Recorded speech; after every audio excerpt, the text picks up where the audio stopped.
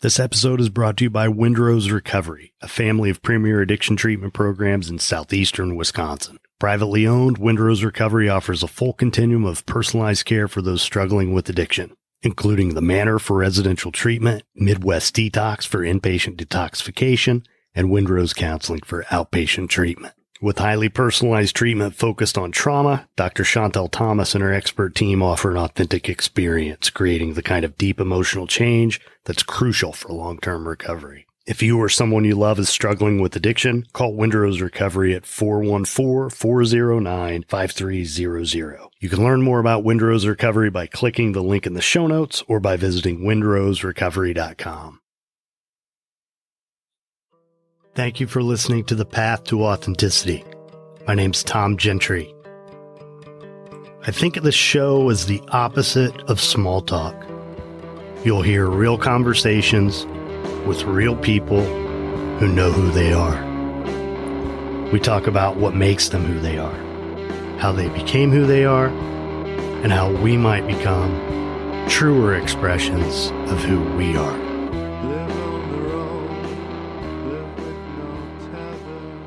I'm Martha Gentry, and this is The Path to Authenticity.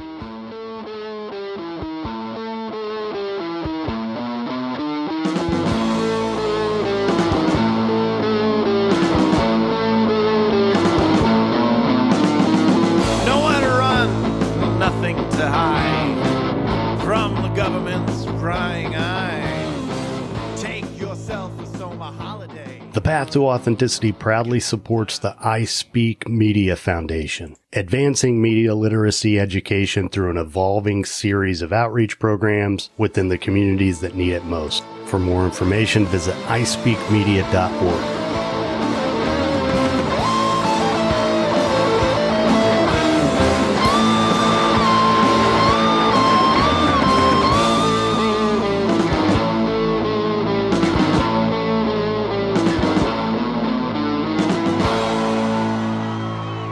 If this is your first time here, thanks for checking it out. If not, thanks for coming back. I'm Tom Gentry, and this is The Path to Authenticity. Episode 122 for Mother's Day 2021, featuring my mom, Martha Gentry, Martha Agnes Gentry, who will be 91 years old in August. So, a few months back, a friend of mine and a former guest of the show, Dr. Chantel Thomas, featured her mother on her podcast, which is called Blind Spots. And I'll leave a link to that in the show notes. It was an incredible episode. They went really, really deep. Tears were shed. It was fantastic. And she did a great job with it. So my first thought was, man, that would be tough to have my mom on the podcast. And then pretty soon I thought, I ought to have my mom on the podcast. And there are a couple reasons why I wanted to do that. First of all, I wanted to know more about my mom. Especially at the age she's at now, I wanted to be able to ask her questions about her life, which I did. And I learned some things. I learned some things about her. I learned some things about myself, things that happened with me that I didn't know about. And it was a really great conversation. So I wanted to be able to learn, first of all. I wanted to be able to know her and feel closer to her. So mission accomplished with that. I feel like since we had this conversation, I feel even more connected to her than I did before. But another reason I wanted to do this is because one of the sort of unexpected gifts of this podcast has been the way people have responded to me when I've featured their loved ones on the podcast. a friend of mine, Terry Shapiro, who was on very early on. I want to say he was on episode 15. His daughter made a point to thank me for having her dad on the podcast. And one of the earliest episodes was with an abstract expressionist painter named Mimi Langlois, who's an incredible human being, who shared with me all sorts of things that her family didn't know about her. So her son, her daughter, her grandchildren, they all got to learn things about her that they didn't know before. And she came back to me thanking me for this gift. So that was I knew there were things about this podcast that I was going to enjoy. I knew it was going to be satisfying for me. I didn't even think about anything like that. So having had that experience, I wanted to do this with my mom because I knew that I would get a lot out of it, and in hope that other family members would get something out of it, and just always have this. We'll always have her voice no matter what. We'll always have these stories that are being documented, these conversations. So obviously this is close to my heart. Another thing I'll say, and thinking about how to open this episode,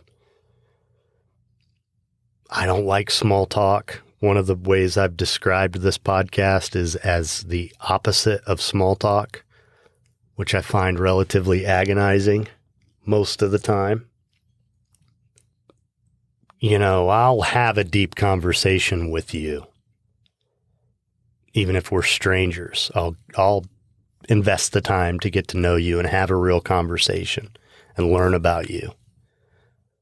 I've always felt more comfortable in one-on-one situations like that, having meaningful conversations, than in larger groups having less meaningful conversations. And I think the reason why is because I have always had conversations like this with my mom my entire life. So even this gift that I have for having these types of conversations with people that has served me in my career for a long time, and I never really picked up on it for a long time, and has translated very easily to this podcast. It comes from my relationship with my mom. So when I have someone come on here and they open their heart, I'm able to do that. That ability to make someone feel safe and comfortable enough to do that with me, that originated in my relationship with my mom. So I really loved doing this. I enjoyed it a lot. And I hope whoever's listening enjoys it as much as I enjoyed doing it. So I wish you all a happy Mother's Day. And here you go, Martha Gentry.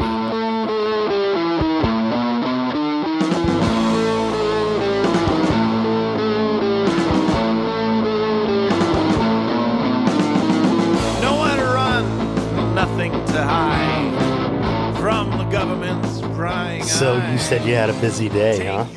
I had a busy day. Ann came over and brought me a few things I needed, and Jane came over at lunchtime to take care of lunch because Beth's working the whole weekend. And you called, and JC called, and somebody else, and Ann brought medication that they gave her at the drugstore. We didn't even know what it was for or who ordered it. So she's going to call the doctor's office and try to find out about that. Okay. It's a funny thing these days how they do things. I mean, they just send you a pack of medicine and you're supposed to take it, I guess, whether you know what it is or not. I guess so. So, well, I have to tell you, I haven't talked about this a whole lot, but I've told a few friends of mine that I was planning on doing this.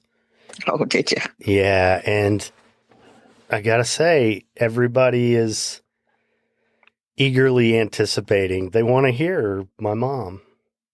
Oh boy. Yeah. Okay. So I'm happy to have you on here, and I appreciate you doing this for me and with me. So we talked a little bit before when I first asked you about this and why I wanted to do it. And one of the main reasons why I wanted to do it is because I want to know more about you. I want to hear more about you. And so often when I have other people on the podcast, you know, their kids will thank me. Some grandkids will thank me because they got to hear things about their dad or loved one that they didn't know before. And they never got to hear that side of them. Well, we just don't think to ask them when we're very young. We don't. You know, I mentioned to you that one of the reasons I wanted to do this is because, you know, with Dad, who, for those listening, passed in 2005, I just wish I talked to him more. I wish I asked him questions about his life and got to know more about him. So he wasn't a big talker. I know. You know that. He wasn't a big talker, but he was fun. And, yeah, he could be a lot of fun. And, you know, I think he's one of those people who doesn't have a whole lot to say always, but when he talks, he says something. I think that would yeah, you better be listening. Yeah. Well, so what year were you born, Mom? 1930. 1930. Yeah, so, my parents got married in the Big Depression. Yeah. And you're the oldest, right? Yeah. Mm-hmm. And talk about your siblings. Well, I have a brother that's 15 months younger than I am, but he passed in 2004. My sister is 6 years younger than me, and she's 84, and she gets around, does pretty well yet. Mm-hmm. Little shaky, and she has more health problems than I do, I think, or serious ones. I don't really know that, but she does pretty well. So, Mom, what's the earliest memory that you have? Oh, I don't know. I remember when my little brother came home from the hospital. That was quite a big deal. And I remember one Christmas when we didn't have much, you know, because it was my dad and my uncle, they made presents, and Mother did some sewing. And anyhow, I got a doll, big blonde doll with long hard legs, and you know how they used to make them. Anyhow, it had a polka dotted organza dress on it. And first thing you know, I know my dad went down to shine his shoes, and Mother washed the dress, and he used the fresh shoe shine rag. I was so hurt, and I don't know why she didn't crochet that doll a dress, because she did that stuff all the time. I never thought about it when I was young, but I don't know why I didn't ask her to make Dolly a dress, because she remained naked the whole rest of her life. So that was Dolly. How old were you when you stopped carrying around Dolly? Oh, I never liked dolls much. I played with the little brother and my baby sister. So I wasn't really wild about dolls. So what were you wild about? Oh, I don't know. I like teddy bears, but I didn't. I wasn't wild about toys. We played a lot of games at our house. Like board games? As soon as we were big enough to do it. Mm-hmm. Well, I remember that you pretty much always said that you were a bit of a tomboy growing up. Is that right? Oh, I know. I love ball. Baseball? Softball. We played softball in those days. We didn't play with the baseballs, but we did play softball on the school grounds, you know, and it was a small school. The boys didn't have enough to field the team, see, so I was usually lucky enough to get to play with them. Hmm. I loved it. Well, you were probably as good as some of them, right? I was a pretty good pitcher, and so I usually got to play. So did you ever play any organized sports? No, I thought about it at one point, joining the girls' team here in Kokomo. I even went to one of the practices and watched them and everything, but I never liked the way girls played ball. They didn't play that well like boys, you know? Well, it's the truth, Tom. I'm sure there's a lot of them that do play well, but there weren't that many on that team, and I didn't want to play with them. Well, I imagine that in this day and age, women's sports, they take it a lot more seriously maybe than they did back in those days. Oh, I'm sure. So it was just for fun, but they did play other teams. So you're talking about the 1940s, right? Well, If you're born in I guess 1930. it would be. Mm-hmm. What year did you graduate from 12. high school? Would that have been 48? 48. Mm-hmm. I mean, what was high school like for you? Oh, I liked it pretty well. I liked all the teachers, and I made a lot of new friends over there at the high school, and I enjoyed it. What subjects did you like? Oh, I liked algebra. I loved algebra, and I had a wonderful history teacher, and I loved that, and English too. I loved learning English, and I was glad. It was interesting because boys don't usually like English, and I was glad when I got into high school English classes, because in our schools we worked real hard at English and those studies, and I was up with the top of them in learning, and some of the kids from the other schools, they had an awful hard time. Yeah. So I was proud of the school I'd been to.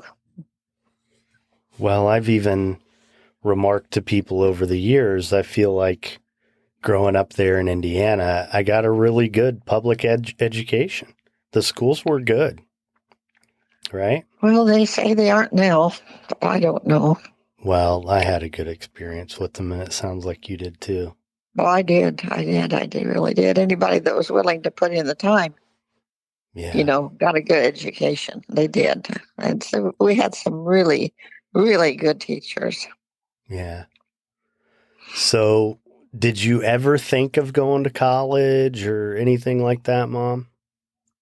Well, I kind of wanted to go to nursing school, but there was no money for that. And I liked shorthand and typing and those things. And I developed a skill at taking shorthand, which was really good, almost high enough to do work for the lawyers, just quite short of that. You're supposed to know 120 words a minute, be able to take that for 5 minutes. I couldn't take it for 5, but I could do it for 3. But anyway, I got a real good job coming out of school, and so I just stuck with that. Now, where was that?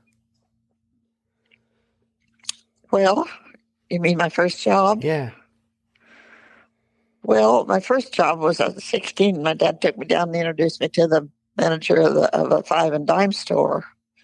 And I went to work there the next week and worked until I got into high school. By that time, I was working in the office at McClellan's. And I was working, I was good at the commercial subjects, Yeah. And so John Paul Jones was his name. He was a dean of boys, and he hired me.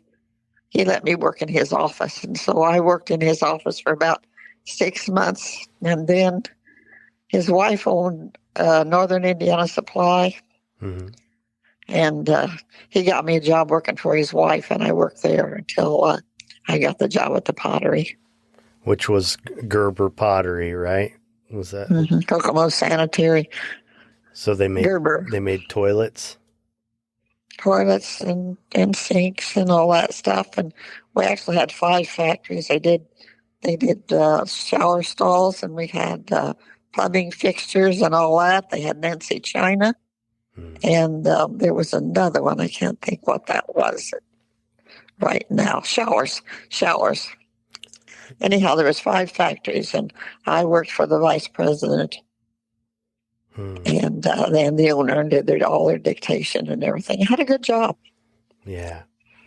So then where did Dad come in relation to this? Oh, well, I was working down at the 5 and dime store. And Phyllis, his sister Phyllis, was working down there. And he'd come down there and he'd stand in the front of the store and stare at everybody for a long time. Just stare at the whole place, you know. And I thought, gee, he's really, what's the word? Anyhow, he just sort of just checking everybody out. Was it strange? Did it feel strange? Well, I thought he thought pretty much of himself. And he did. But anyhow, finally, Phyllis said one day, said, Martha, would you consider going out with my brother Jack? She says, I'd see him stand up there in front. And he'd come over and say hi to her, you know, but he wouldn't stay there. But I finally said yes, and he came over one evening. It was actually as my birthday, and he walked me home. And so that's what started all of that. And we had fun with Phyllis and John. They were married, and they could take us to dances and things. You know, we went to at the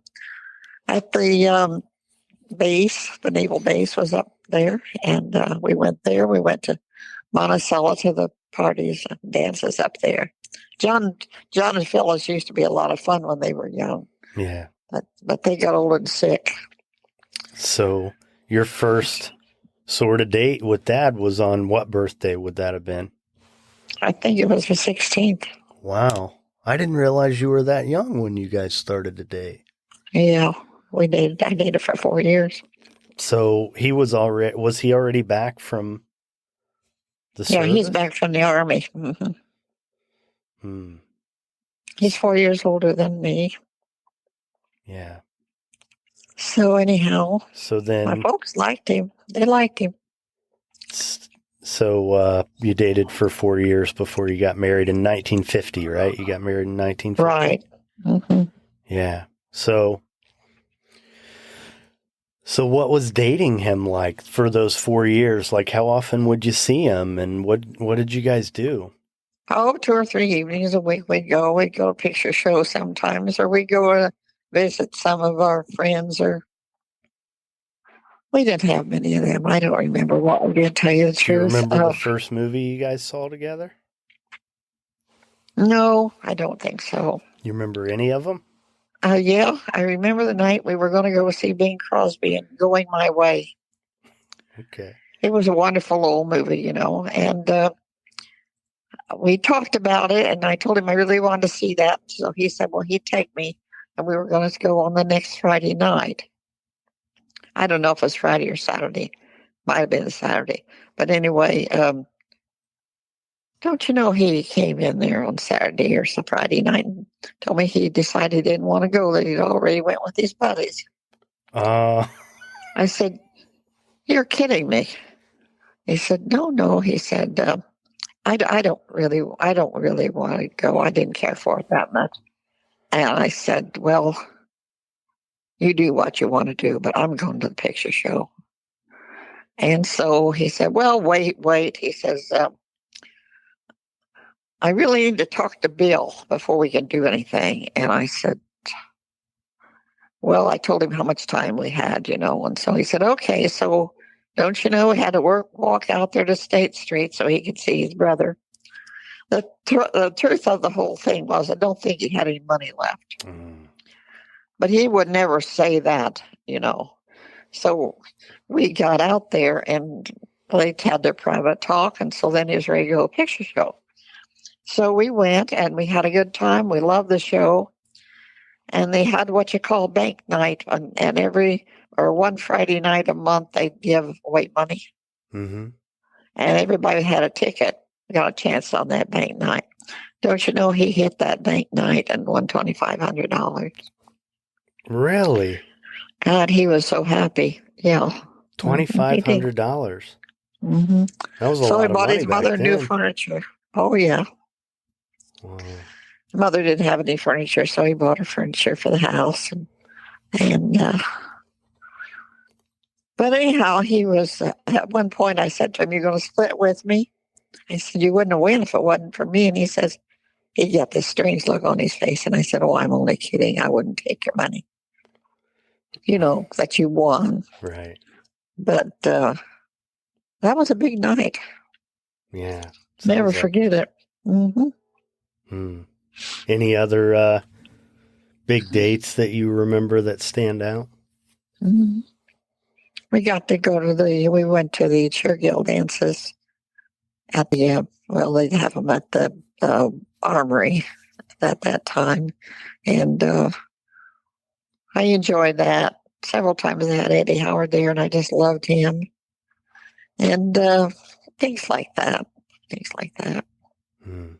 We didn't go all the way running around a lot. We'd take walks and go at the park and watch a ball game maybe, or stop at the Crescent Dairy and get a big soda or something like that. It's a big deal. So then you got married in 1950. What was the wedding like? Oh, it was very nice. It was just Ursilia stood up with me, and my brother Jack stood up with him because his best friend was not a Catholic, and we weren't able to get permission for him to be the best man. Who would that have been, Mom? Well, his name was what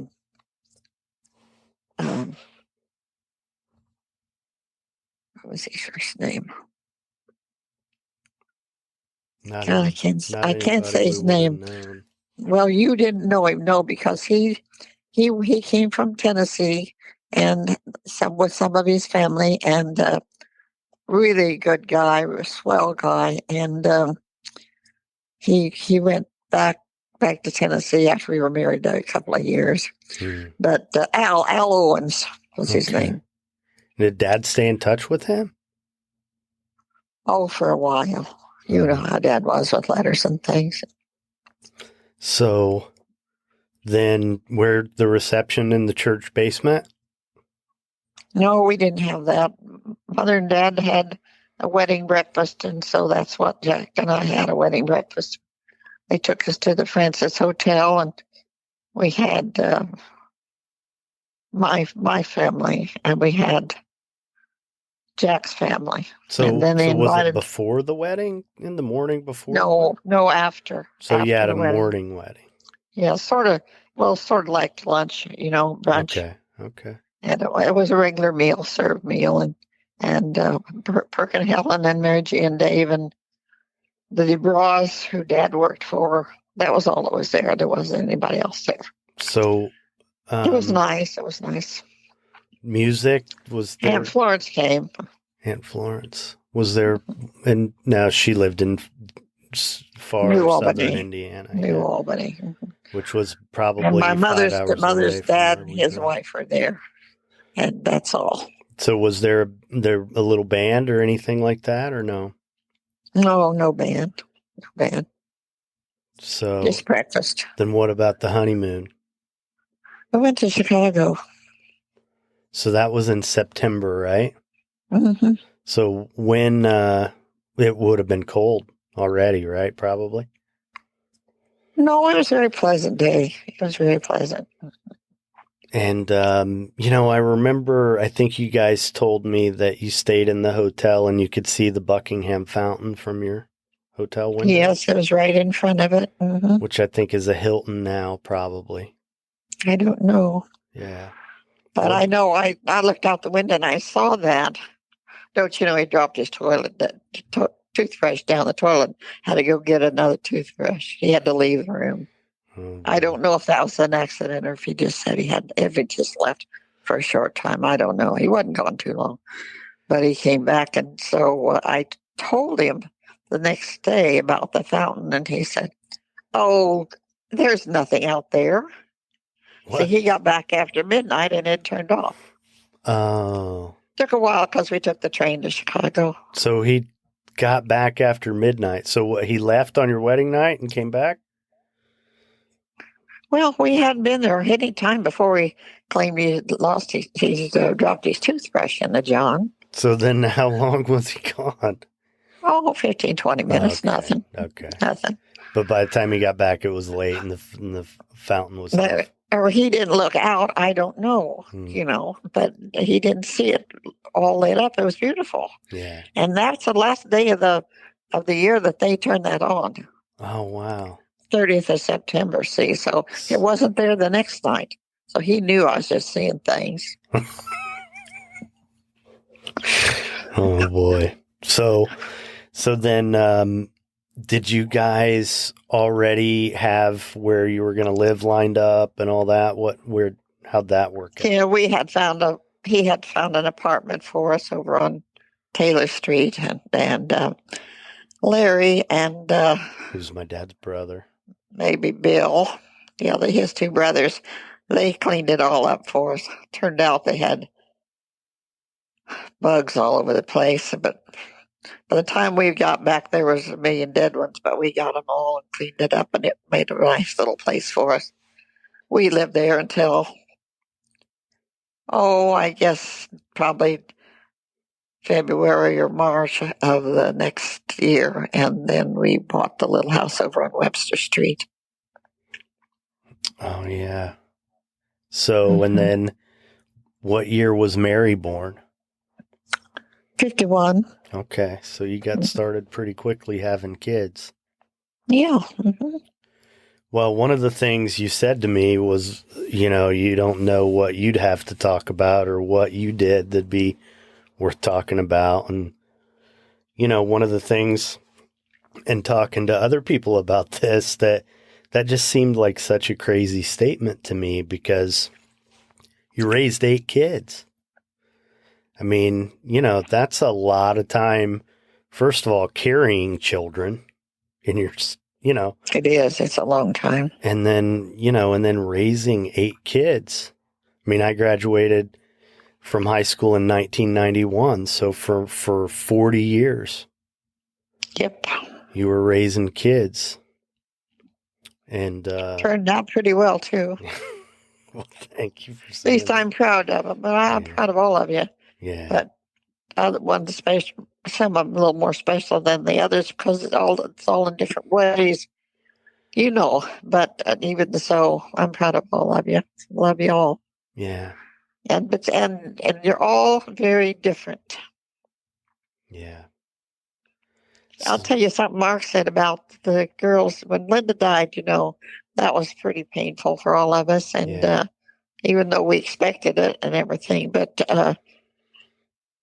When she found out she was going to die, she accepted it very well. And she came home and she told us, and all the girls went over to see her and everything, because we knew she was going quickly. And your brother Mark was over there and he says, "My God, those girls are a force." And I said, "I know." They just got in and they picked out what she's going to wear. Everything got planned. It was, and everybody was happy. Yeah. Well, I feel like having 5 sisters has been a pretty significant influence in my life. And not only having 5 older sisters, but, having 5 sisters like them. Yeah, that's pretty special. Because, when I describe them to people, I mean, not a one of them is a pushover or a wallflower or, all of them are really spirited, powerful women. They are. Yeah. Mm-hmm. So where'd they get that, Mom? Well, between your dad and I mean, they've all got a mind of their own. And if I've talked to people sometimes and I'd say, well, my kids are always arguing about something, but, they're all leaders. So they're all fighting to be the head honcho over there. Yeah. I felt that way, Yeah. Yeah, I could see that. Mm-hmm.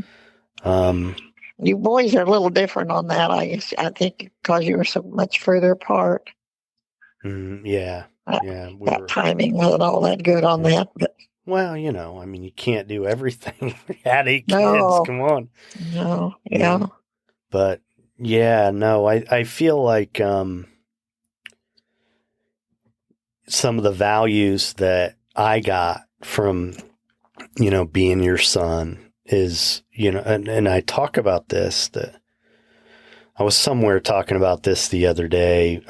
It was like a talk that was given about what's the one thing that you should teach your children, or that your parents taught you, and I got from you, you got to stand up for what's right. Absolutely. And it has served me very well, especially in employment situations, because, there are a lot of times, especially when you're working in teams in a big company and there's a lot of stuff going on, that they're just things that need to be said that people are afraid to say. I know it. And I, are you comfortable with that? Well, I don't know if I'd say I'm comfortable with it, but I get it out. I say it. Yeah. Good. And that is a leadership quality. It sure is. And I think we are all leaders in one way or the other. And I do too. I've always identified more with leaders than followers. And I feel like I got that from you guys too. Thank you. Yeah. Well, I think your dad was too. Yeah. No, I mean, because he worked so hard to get what he got. He worked hard and never quit. Yeah.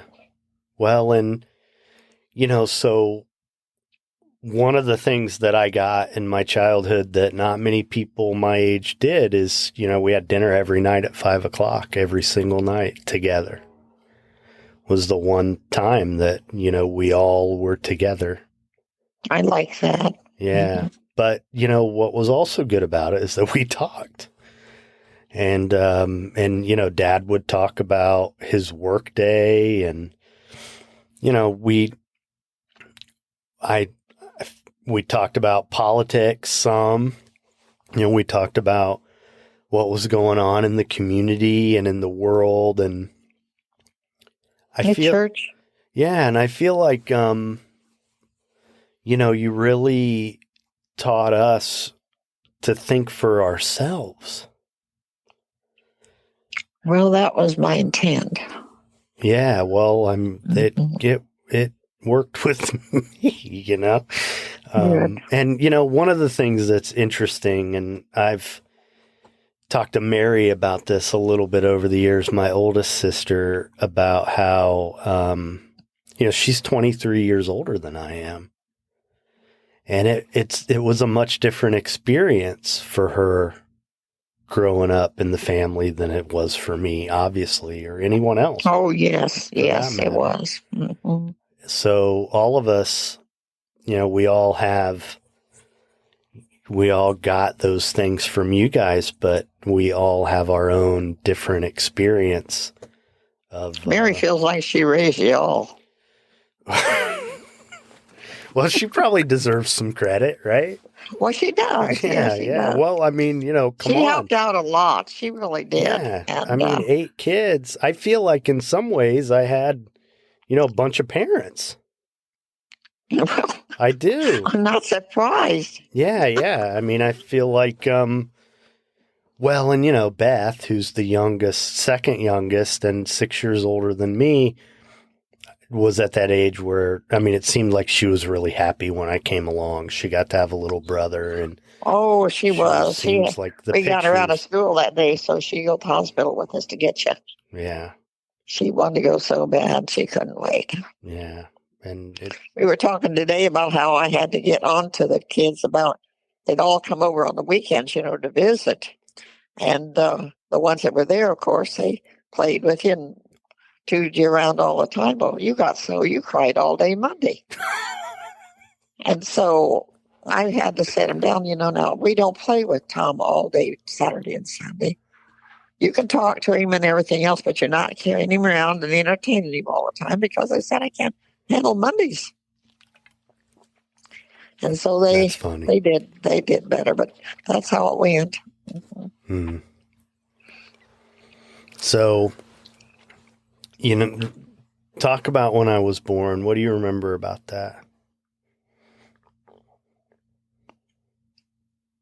Oh, let's see.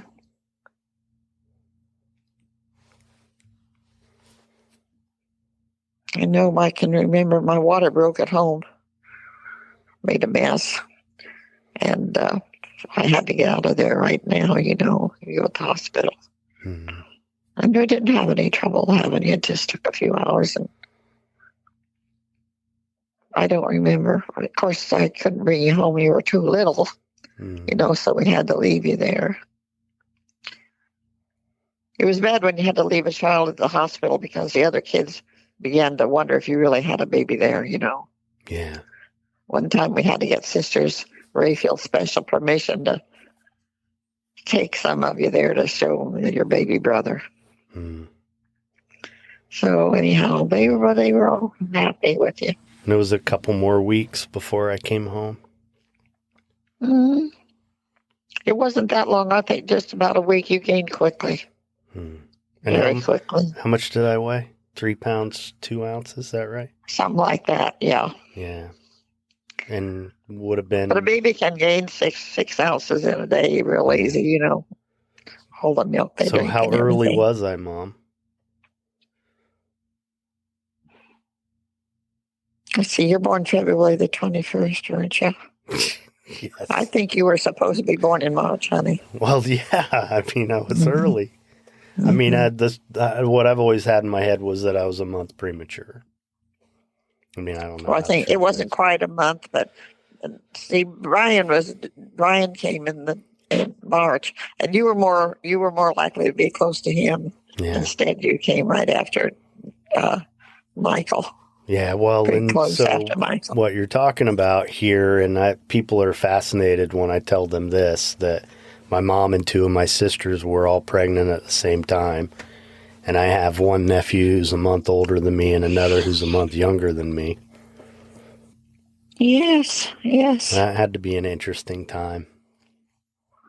Well, we worked through it. Yeah. Wasn't very happy going through Linda's wedding, but she wasn't even married yet when she got pregnant. So yeah, your dad hurried that wedding up, but they won. Is that okay to talk about that? I'm teasing you. Now, one of the things that I wanted to ask you about is your parents and your grandparents, because one of the things that was, I feel like, kind of unique and a little bit sad for me as a kid is I didn't have grandparents. I didn't get to have that experience. That was sad. And, Granny, Dad's mom, was, I just remember her as being angry and kind of nasty, and only even remember seeing her a couple times, but she never saw a smile on her face or anything like that. She wasn't good at smiling. Well, he died, and then she died later, and so I don't remember how old you were. I think you were about 6 when she died. Yeah, I was pretty little. I think it was 79, I think is when it was. It sounds right. Mm-hmm. I remember going to pick her up at the nursing home on Christmas Eve one year with Dad and bringing her back to the house. That's really the most vivid memory I have of her. Is it? But what were your mom and dad like? Oh, they were real nice people. They were loving, but they were Germans. They had their ideas, and my dad had his ideas what everybody ought to do, And he didn't want me getting married. He didn't think it was a good idea. Heck, we dated for 4 years. Father Brightenbach said, "You've dated too long now." So he didn't even want you to get married. Oh, no. But you said he Oh, liked no. Dad, but he didn't want you to get Oh, married. he did. And if I'd have an evening, when he didn't come or anything, he'd go get him and bring him home to play cards with us. Used to make me so mad. But anyway, that's what he did. And anyhow, they decided I wasn't going to get married. And we had some awful talks about it. But I finally told him the last time Mom started on it. He told me I was going to give her a heart attack and she'd die. And she told me that I was breaking my daddy's heart and all that crap. And so anyhow, when she got done preaching that night out at the cemetery, she said, well, what did you decide? And I said, well, like I said, I'm getting married on the 30th of September this year. She said, well, I wish you could get married on the second day of October because that's when I got married and that's when my mother got married. And I said, well, none of Jack's brothers and sisters can come if we have it on a weekday. So I'm having it on Saturday the 30th. Hmm. So she said, well, we got to get your picture taken. It all turned around then, and we got busy and got it done. But Dad wasn't happy; he was heartbroken, but it worked out okay. He got over it, right? They had their differences, your dad and I, and him. But Dad won't tell him what to do, and your dad had been in the Army for 4 years. Right. I mean, that wasn't a good thing. I mean, Right. Tom, anybody would know better than to do that. Yeah. What about your grandparents? What do you remember about them? Oh, I had a wonderful grandmother and grandfather. Now, Mom, do you remember, like, before Indiana, where the family came from? Just before Indiana, the Nyheisels?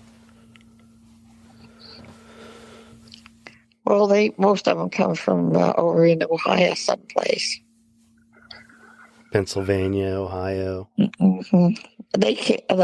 My granddad and his brother came from, I think it was Bavaria, Germany. Yeah. They came over on a boat. Do you know when that would have been? Well, I've got it written down in there. I've got the thing that tells the years and all, but I can't tell you offhand. Well, my granddad was born in 1977, and he came over on that boat. So he immigrated. Yeah, the whole family came. And they landed in Pennsylvania. They worked in the mines there for a while. The coal mines. And then a bunch of them came over here to Ohio, and started working in the mines there. And in the potteries, my granddad worked in the pottery. And so did the woman he married. So she only lived till Dad was 10. Well, I know, and the ancestry, research that I have done, it seems like going back generation after generation, there's Jacob F. Nyheisel, Jacob V. Nyheisel, Jacob F., Jacob V., like just generation. I got about 20 pages of that, and they're all Jacobs and Marys. Yeah, that's interesting. Do you have any idea where the first Jacob came from, or why Jacob? Well, they came from Germany. Yeah, but I mean, it was a long time ago, huh? A long time ago. Oh, like I said, 1877. And then your mom's family came from Ireland, right? Yes. Yeah. And then, do you remember what part of Ireland? What were her parents? Oh, I think it's County Mayo. I have no. My granddad was real strict, and nobody talked at the supper table but him. And you don't talk unless you're spoken to. And he was very, very strict, and they both lived a pretty sheltered life. Both of them, your mom and your dad. Well, Dad made out all right. His mother died when he was 10. And his grandmother, her husband died when he died when he was only 35. So she remarried a guy named Pete Connie, and they had one girl named Marie. And but anyhow, when my grandpa's wife died, And I don't know how soon it was after, but she moved over here with him and took care of my granddad and my dad, which I always thought was a pretty great person. Yeah. She was wonderful. It really was. Such a good grandma. You go in there on Saturday morning, she would have sweet rolls warming on the registers and raisin. It was just great. It was great. And then, go ahead. What were you going to say? I was going to say he worked at Kingston's. He was a night watchman. Which is a factory. And it's a factory down the street, about 8 blocks down the street. And if I was there when he had to go to work, well, we'd sneak out. I'd sneak out the back door and meet him on the corner. And we walked to Kingston's and we'd walk the shift, and it was neat. It was really neat. I loved doing that with him. Mm-hmm. That's a nice memory. It is. We did it often. My brother was pretty little, he was really too little. And he would have been frightened too, probably because it was pretty dark in some of those sections of the factory and all the big machines and everything, but I wasn't. They made scared. Roller skates, right? Oh, they made roller skates. They made lots of things for the war. Mm-hmm. And, they got all kind of awards for that. I don't know what happened to the management in that company that factory went down like that, because it really was a fine factory and did a lot of good things. Hmm. Anyhow, I think as a management, I really do. There was not enough money, they always say that. Well, so if I think about the important things in your life to you, I mean, probably besides family, I mean, the most important thing to talk about would be the church, right? Right. Mm-hmm. Yeah. So talk about your first memories around the Catholic Church and your relationship with God.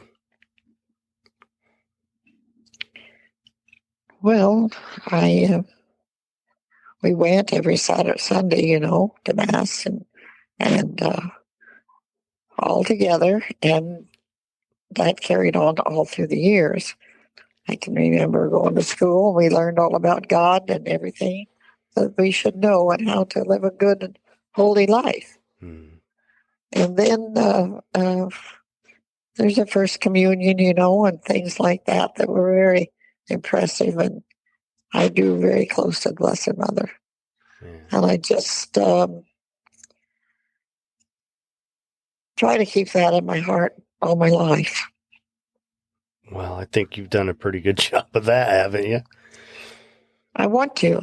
I want to. That's the most important thing in my life is my church and my family, or my faith and my family. And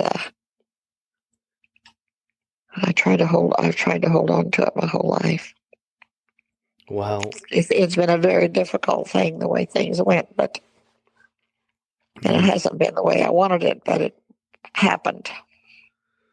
Well, and you're talking about, when problems in the church and stopping going to the church at one point. But in spite of all that, I mean, you always prayed. I mean, every single day. I watched that my entire life. I saw you praying on your knees. And I hope you all had that memory. Yeah. I don't know how the rest of them could not. I mean, some of them do and some of them don't, but I think they all have it in them. Yeah. But they might not talk about it, but I'm sure they all have it in it, because you can tell different things they do and say that, that they know what's important. Yeah. Well, and the church has had its ups and downs, and always, lots of people have drifted away. And for me, I mean, it was very hard on our family. Yeah. Well, and I've found a way to make my relationship with God work for me in a different, you know what I mean? It just, the church, there have been years when I have gone to church and but most of the time I haven't, but I really don't feel like it has. I mean, I suppose I could have benefited from having a church community, but I don't feel like it has really adversely affected my relationship with God, you know? Well, and you've had a tendency to look for really good people. God steered me towards those people and vice versa. Well, I'm pretty sure that's the truth of it. Yeah. Yeah. Because I don't know, I've got so many friends in my life, even now that I've made in the Al-Anon groups, Yeah. good friends from all over the state. I've got a friend that called me up the other day from South Bend. Well, he lives in Warsaw, but it's South Bend. He has been coming to our Al-Anon meetings for 3 years, Tom, and he drives from Warsaw once a week to come. Yeah, which is 3 hours, 2.5, 3 hours. 3 away. hours. 3 hours away. He and his wife come every single week. And they keep up with everybody in the group, and they say it's the best day of their life, that Thursday. Yeah. Well, so I feel like I've done some good through that. I've been able to help a few people, and I'm very grateful for that. yeah, well, so am I. I know you are. I mean, if you listen to this podcast, you know that I stopped drinking when I was 23, and I mean, that definitely needed to happen. But what also happened is that you started going to Al-Anon. Yep. And that, now that's almost 25 years ago. And you've continued to maintain that the entire time. And, working in addiction and being in a position to advise people to do that sort of thing, and working with families who suffer from alcoholism and addiction, there are an awful lot of people who will go a time or two and we'll leave it at that. And, we'll kind of have this, well, I've done that sort of attitude. But I mean, to be a young guy in recovery and have my mom work a program in Al-Anon, I feel like in some ways we've been in recovery together. Thank you. Yeah. I know you've been a big help to me over the years. A big help. Well, thank you for saying It's that. hard the way some of our family acted as though it wasn't their problem and they couldn't do anything about it. And so they didn't help in any way. I mean, making things even harder for the person that was a drinker. And that's been a awful pain for me through the years. Well, but I wasn't able to help it. Well, but our family's changed a lot. Yes, it has. It has. And the other thing is that there's so much shame attached to it that it's just really hard to talk about. It's hard to face for family members to have a tendency to just kind of turn their gaze away from it. It's easier sometimes, at least in the short term. It feels easier.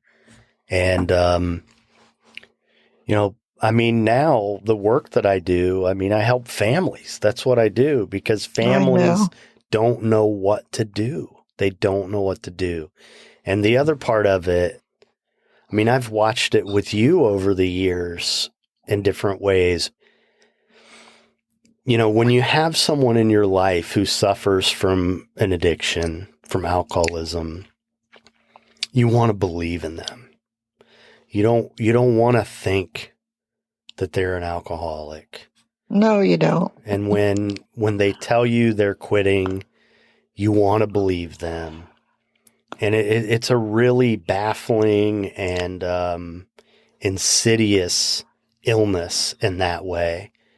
And you can be someone who's trying to stop drinking and say, in all honesty, I'm done. I'm stopping. I'm not going to drink again. And then in pretty short order, drink again. You know, when it really has control of you. Oh, no. And that's the thing a lot of times that's hard for families to grasp, is that it's not the person you're fighting. It's the addiction you're fighting.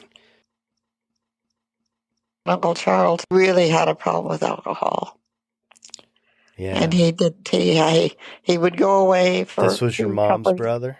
He would go away and we wouldn't see him for 2 or 3 months, and then he'd show up and he'd need a coat and he'd need a job, and we'd take care of that. He'd stay with us for a week or so, and as soon as he got a paycheck, he'd get on the Interurban and leave. He was wonderful, kind and gentle. And he was a writer, right? He was a writer. He was a painter. He did beautiful oils. He just very talented, but he had that problem all his life. Well, and you know, Dad. And he had some happy years with his wife, and at the end there were some sober times, but his health was ruined by then, you know.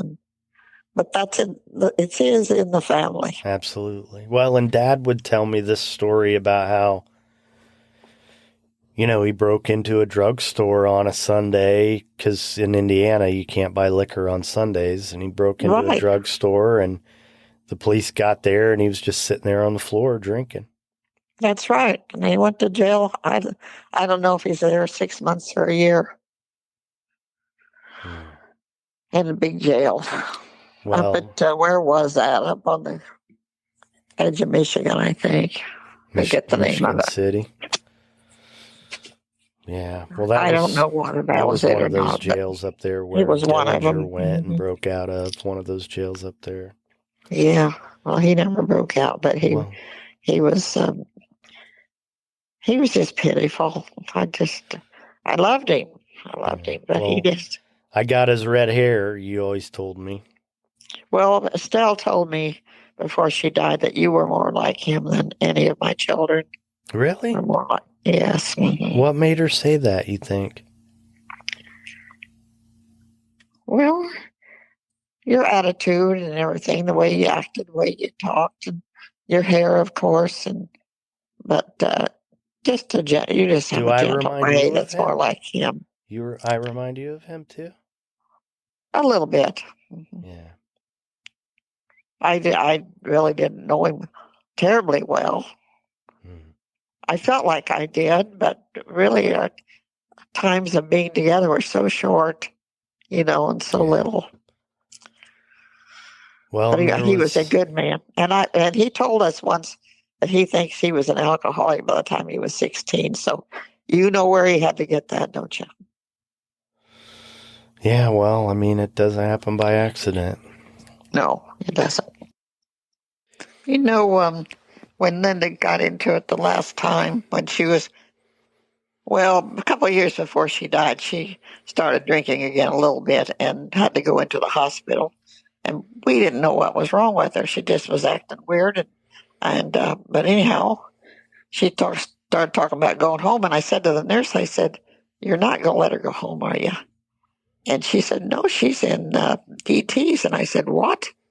I didn't know what it was, you know. But it was only the beginning, because they had to put her in a coma and strap her to the bed. Listen to this, though. Can't tell you how many people I've told at that Al-Anon meeting. If you ever see a person in DTs that's strapped to the bed and see him bouncing that bed across the hospital floor, you'll know that they have no control over this thing. Yeah. They have no control over it all. They're sick, very sick. It really, really hit me that time when I saw that. I thought, my God, I mean, she doesn't want this. No, nobody ever asked for that. No. It's a soul sickness. It is. Yeah. Well, she had a lot of pain, that the love of her life went out, did his thing like he always did, and she never got over him, Tom. I don't know think she that. ever got over him. Do you? I think Well, so. I mean, I assumed that. And, one of the reasons why, people drink because they don't, they're not effectively managing their emotional experience. And Well, that makes and a lot of times it's because they don't know how. And I mean, God knows for years and years she was trying to process that grief. I know it. She didn't know how to do it. We've seen that in other ways with others. And to me, when people have asked me about being someone who is in recovery and has suffered from alcoholism, there's a belief that it's genetic, and I imagine it's probably genetic. I try to not get caught up in that kind of stuff because that isn't going to help somebody stop drinking.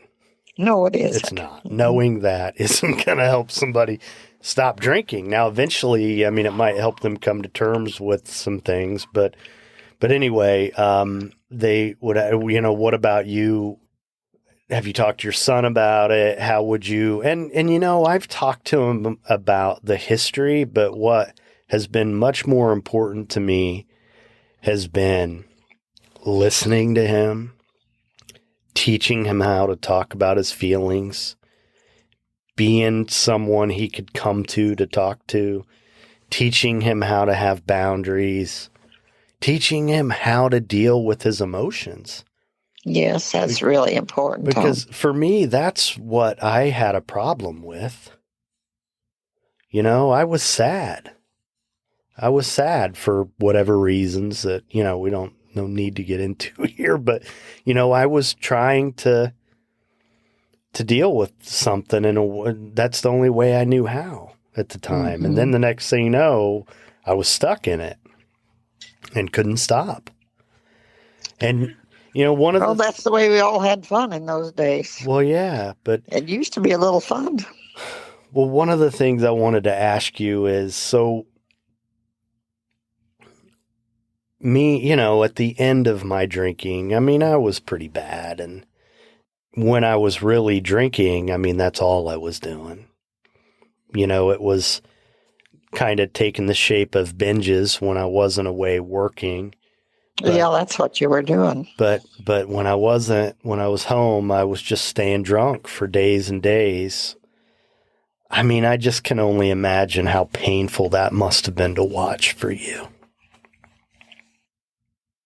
To tell you the truth, I didn't realize how bad it was with you. Yeah. I really didn't, because you handled it pretty good. I thought one day you called me at work and you'd visit with me and everything. By the time I get home, you'd be sound asleep.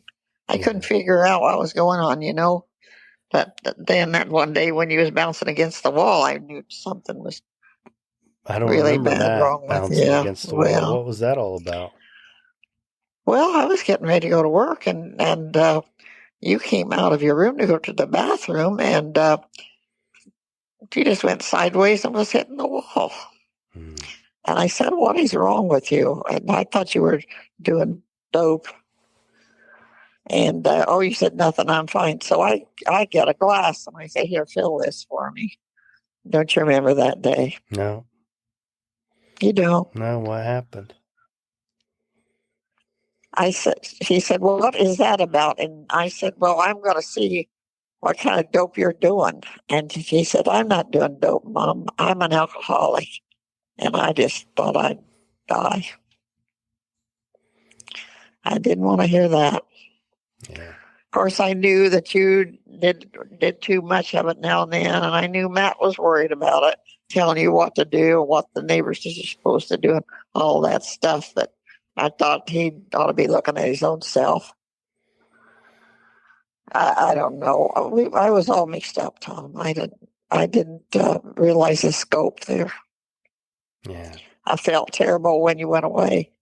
Didn't want you to go, but of course I knew you had to. That was sad. I thought your dad he really broke up that night when he had to take you to jail. Did he? Yeah.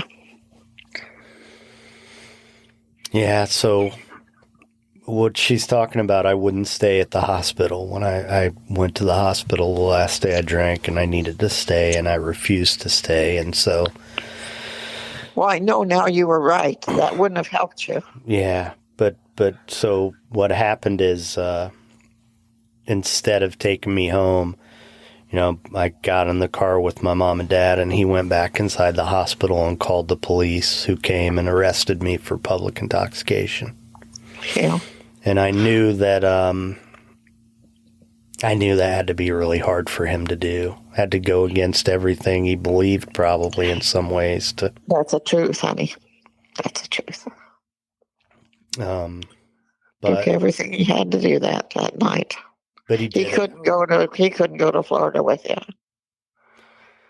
He just told me, he said, I can't go. So that's how it was. Well, but he came for the family program. He did. And that had to do with your friend down there, Jane. Yeah. If it hadn't been for her, I wouldn't have got him down there. And he actually went to a few Al-Anon meetings with me. But all he wanted to talk about was Linda. Yeah. Well, he couldn't get past that. And, that was the worst thing about that. That just got under my skin so bad. You boys would drink too much and make asses of yourself. And he'd say, boys will be boys. They're all right. They're just boys. But the girls, they were crackpots. They were nuts. Crazy. Yeah. No, well, that's the stigma with women and addiction. That it's not just him. Yeah. Is it still that way? Is it? I think it's better, but having the it's kind of sad though, it's really sad. They're sick too. No, it's not. It isn't. It's just a stigma. It's just a bunch of bullshit. But yeah, and usually when a woman gets caught up in alcohol or drugs, it almost invariably involves a man. Yes. So yeah, that's definitely a thing, and it's not unique to him. I didn't even think about that. All I knew was that's just how it was there, and I knew he really women weren't superior to men in any way. That's the way he was raised in Tennessee, or that's how they did it in Tennessee. Well, I definitely grew up in a home where the man has the last say, right? Oh, absolutely. And he would talk to me about everything if at some point. Sometimes it was too late to talk. But he did whatever, and it didn't make any difference how it went. If it didn't go well, he kept on and on and on trying to make it work. Yeah. He never gave up on it. That's one thing. And he worked hard, and God love him. That's all he did was work. But he was so angry when he couldn't work anymore. Yeah. Oh, my God. Yeah. Did you realize that? Well, I remember when I was about 14, he was in between jobs, and it was pretty terrible watching him. He was like a caged tiger walking from one window to another looking. I know it. It was sad and, tense. Yeah, I remember that was one of the years when I was in all those all-star tournaments and traveling, playing baseball, and that was all going on at the same time, if I remember right. I think you're right on that. Mm-hmm. Yeah.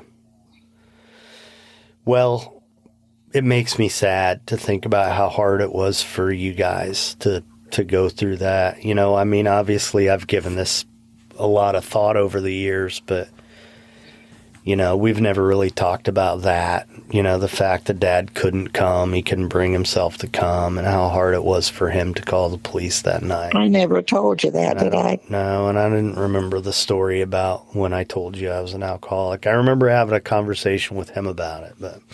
Oh, do you? Yeah, that was the last day, early in the day, before I left. I've told you this, but it was hard to leave and hard to not come back. Oh, I know it. I know it was. And terrible. hard to have been away all this time, but I knew I couldn't come back. I knew I needed to stay away, and it's not like I made a decision to stay away for good in the beginning or anything. I mean, what I really decided to do was, what I was doing was working, so why quit? I should keep doing it. And so that's really why I stayed. And about the time I actually started to think about, if not coming back there, moving somewhere in the Midwest or something, there was a time when I started to look around for different jobs around cities in the Midwest. And that was about the time I met Jack's mom. And so that was that, Yeah. And then now here we are. Oh, you were in Tennessee quite a while. Well, but I didn't move there, I mean, You were married then. Well, before all that, I was looking to, maybe live in Indianapolis or Cleveland or somewhere where closer to home, But that would have been nice. Yeah, but it's. But you were where you're needed. I think so, and I feel like you don't hold it against me for not moving back or anything. Oh, honey, I don't think that. No, I know that. That's what I'm saying. I'm telling you that I appreciate that, and just because I'm not there doesn't mean part of my heart isn't there. But I also feel like I'm living out my purpose. Right. And, and on some level, I mean, this is what our family needed from me. That's right. Mm-hmm. Well, you sure have helped a lot of parts of our family. Well, I've tried. It's such a gift to be in recovery, It really is. Nathan's so happy. Yeah. It's hard to get, I mean, it can be really hard to achieve, but, once you really get a taste of how good it is, then, you don't want to trade it for anything. And I'll tell you, that's what Linda really did for me as much as anything else, is help me see how happy I could be. Did she? Yeah. Yeah, we talked about that. Mm-hmm. She talked to me about how much better it would be. And she was right. She was right. It's a shame she couldn't hang on to it herself. Well, I mean, she suffered a lot. She did the best she could. And, she did suffer and she's a lot. At peace. She's at peace. So the fact that you stayed so persistent with Al-Anon has been a really big deal. Even, in times when I needed to have different boundaries with you. Like, I could have these conversations with you and you would understand them. Uh-huh. It's like we spoke the same language. I know it. It's really been a That gift. was great. I felt like you were my sponsor, really. Oh, come on. Well, really. Well, I appreciate I did talk to you about a lot of things, and I could talk to you about anything, really. And that was good. My husband and I didn't talk. No, well, I remember something about that. Like you said in the beginning, he wasn't a big talker. No, he wasn't. And sometimes he'd say something sweet and it'd just about knock you down, He'd be so grateful, but it wasn't that he didn't think things. He No, just didn't say things. I know. Yeah. Well, he had a hard life too, Mom. Oh, I know what. I was talking to Beth about something about the family the other day. And I was telling her how scared he was when we got married. His hand shook so bad he couldn't put the ring on my finger. The priest had to help him. And she said, I feel sorry for him. She said, coming out of a broken home like he did and everything, she says, it was a big deal taking on a wife. Yeah. And I had never thought about it like that. Well, one of the things I've thought about is, his dad left when he was little. And so, I mean, Dad was always there. He was always there. Well, not necessarily at home. Well, but, we always knew he was there. Yeah. I never once in my life did I ever feel any insecurity around you guys. I think most of the kids would say that. Mm-hmm. Yeah. Yeah, no, I mean... that's a good thing that kids don't feel that. I didn't have to worry about that, Mm-hmm. And it was really, by the time, your children got to be like at my age, so many of my peers, their parents were divorced. There's only like 2 friends that come to mind who their parents weren't divorced. Is that right? Yeah, yeah. I mean, there was just so much divorce in that town, and there is so much in general. It's, I mean, we're not really... that factory was bad. Yeah, yeah. It really was. You used to blame it on the factory. Well, I mean, that's a convenient, but, people were unhappy or else they wouldn't be looking outside of themselves to try to find happiness, That's right. That's right. So... Are we about to run out of time? Well, we can talk as long as you want, but is there anything you want to talk about or anything you want to say? What's it been like for you to listen to this podcast? I know you listen.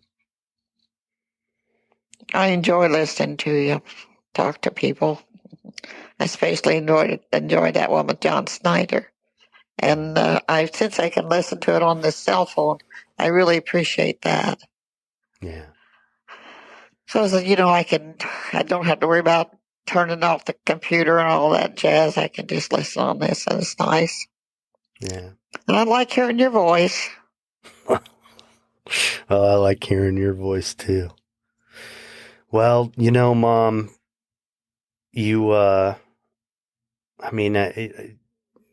how do you understate the fact that you raised such a huge family? Your life has been in service to other people. That's the truth. Whether you see it that way or not, that's the truth. Well, that was my pleasure, I loved that part of my life.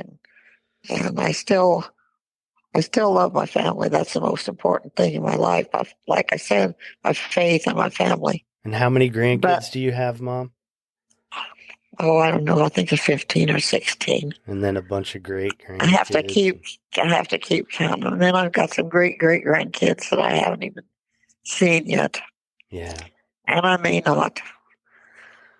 But I guess Ann came over. When she came over today, she told me that she and Carly are going to come over Friday or Monday morning for an hour or so, and I get to see Asher.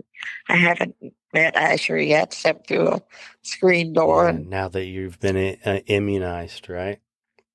Yeah, I'm immunized. I have been for over a month now. Yeah. But so they're getting ready to go back to Washington. Now she's going to have to go back to work and maybe come back later, but that's just how it goes. Yeah. All right. So the last question I ask everybody, if you had to look back at another time in your life, the younger Martha, if there was a time when she needed a pep talk or some advice, when would that have been and what would you say?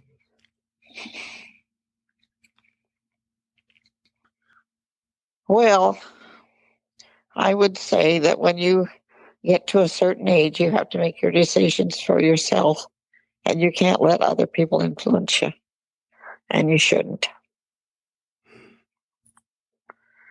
I don't know. I learned that pretty well when I was about 30 years old. I was still listening to what my dad told me to do, and it did not work. Yeah. It didn't work at all. So finally, I went to confession one day and said, I don't do what mom and dad tell me anymore. He said, how old are you? And, I realized that then what I was doing was nuts. Yeah. You're I beating was a yourself woman up for it. with children. Yeah. But they were so strong. They were so strong. It took me a long time to learn that.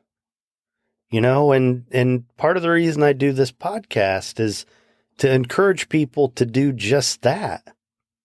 To listen to yourself, because God gives us what we need. I know. And so many people who I see, just kind of coast through life making decisions based on what they think is expected of them, or their parents think they should do, or what. I know. And then they're not happy. That's why I say Father Breitenbach he was a big part of our life, and your dad loved him to death.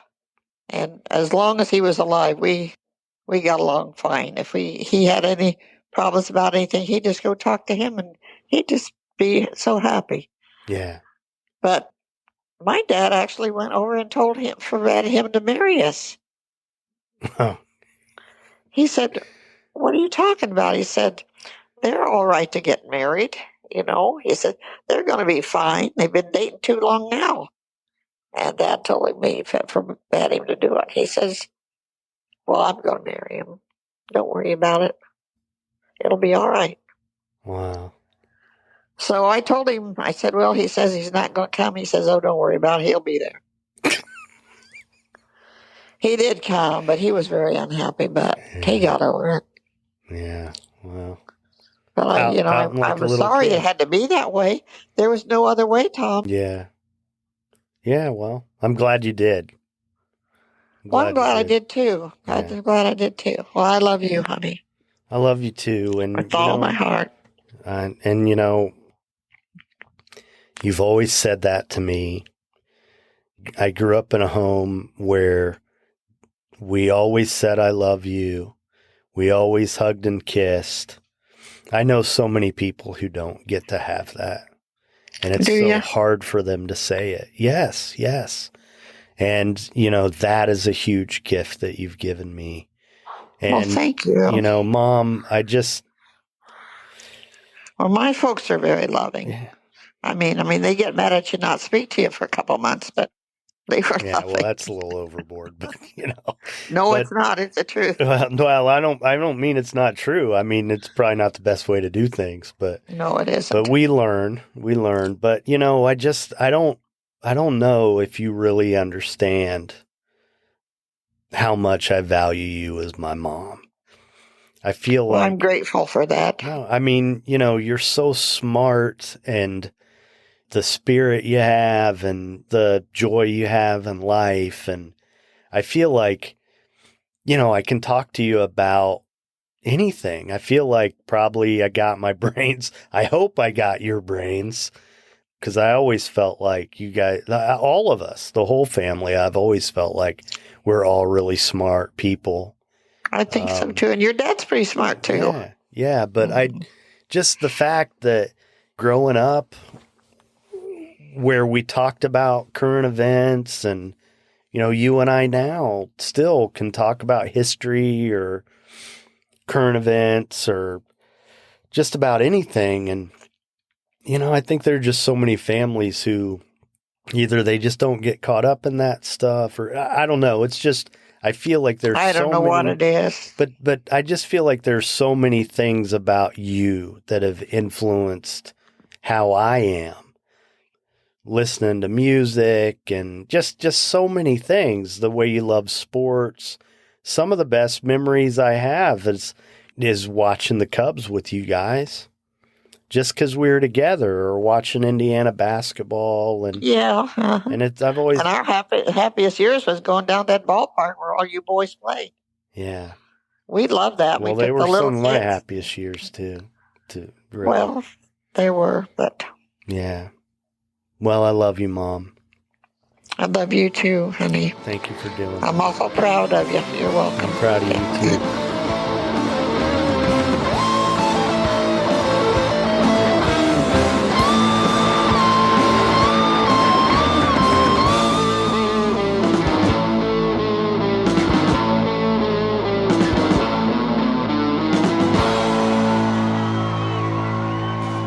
All right, there you go. Martha Gentry. No, that was pretty heavy conversation. But, you know, life's heavy sometimes. It's reality. So I don't know that could have gone any better than it did. It really, really means a lot to me that my mom was willing to do that. And I'm grateful to her for doing it. So the next episode is going to feature the author Karen Casey, who I've known for many, many years.